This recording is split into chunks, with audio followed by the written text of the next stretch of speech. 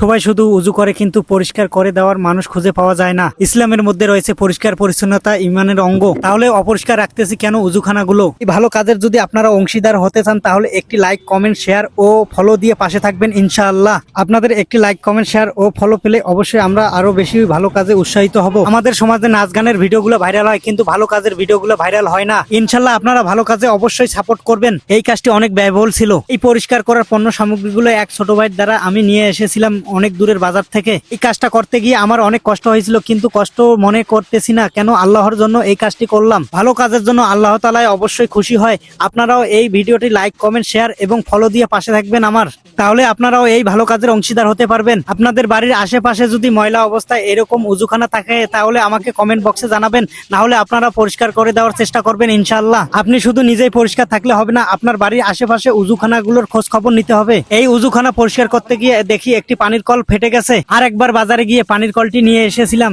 যাতে করে মুসলিরা কোনো দুর্ভোগের সম্মুখীন না হয়। পানির কলটি খুলতে গিয়ে পানির কলের ভিতরে অংশ ভেঙে যায়, তাই আমি প্লাস দিয়ে খোলার চেষ্টা করলাম। অবশেষে সফল হলাম ইনশাআল্লাহ।